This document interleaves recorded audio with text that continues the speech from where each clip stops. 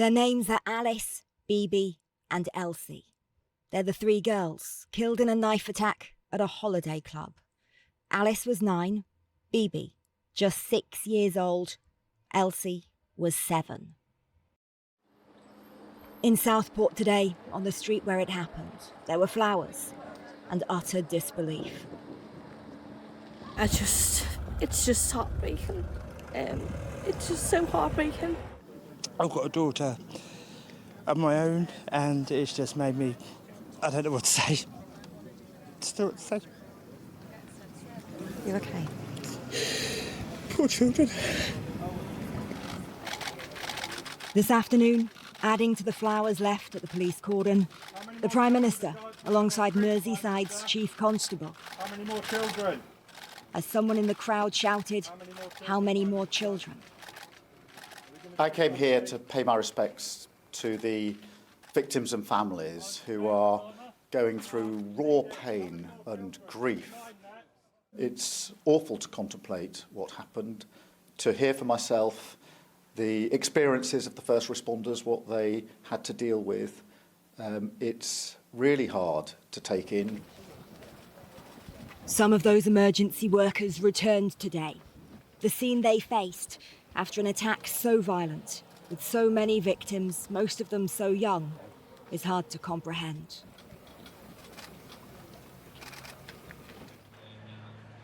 A 17-year-old, arrested by armed police after the knife attack, remains in custody.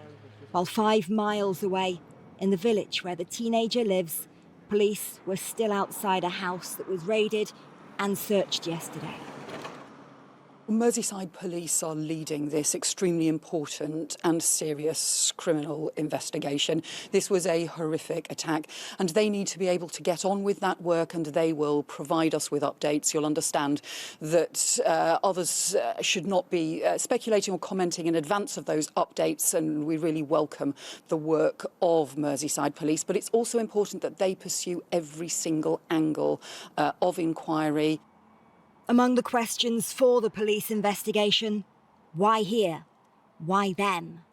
Those questions also asked in the hours since by many who live in this seaside town. My daughter comes here all the time. That's my uncle's house.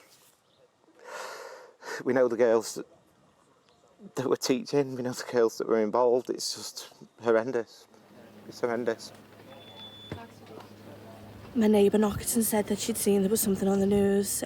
She knew that my little girl goes to nursery very close by. So I rang the nursery straight away, and they'd been put into lockdown by the police. The police had rang up and said, you know, shut all the doors, shut all the windows, put the shutters down.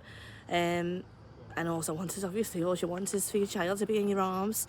But then I realised, you know, obviously it was the best place for her to be at that time. She was safer.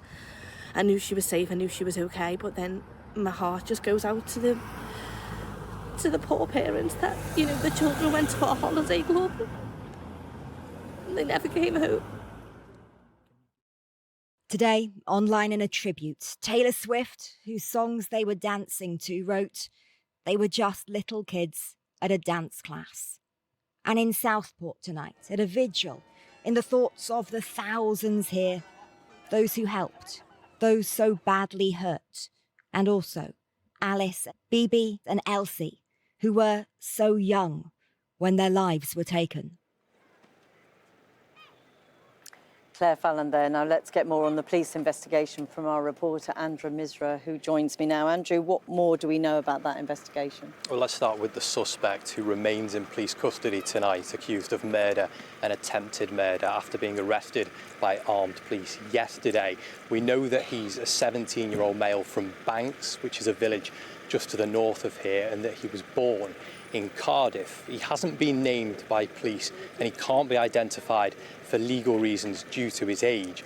Officers continuing to question him, trying to work out a motive. Generally, what happens is the police have 24 hours after they arrest a suspect to either charge them or release them, but they can apply to extend that to up to 4 days if the crime is serious, which clearly in this case it is. And there have been repeated warnings about speculation on social media, haven't there?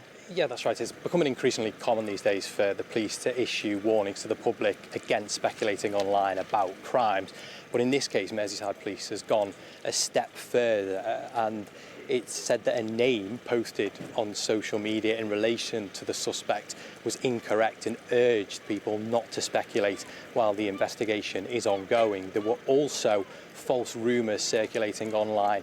The suspect was an asylum seeker who came to the UK by boat. Again, that is false. Tonight, Downing Street also warning against this kind of speculation, saying that it's unhelpful. And I think the concern here, and certainly from speaking to a local councillor here earlier, is that some of these people speculating online are trying to create division, when of course right now what this community needs is to come together.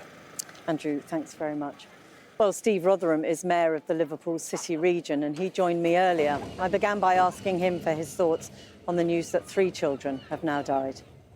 Well, my first thought, as a father, as a parent, you drop your kids off when they're young to these things and you place your children in the hands of others and you expect that they'll come home safely.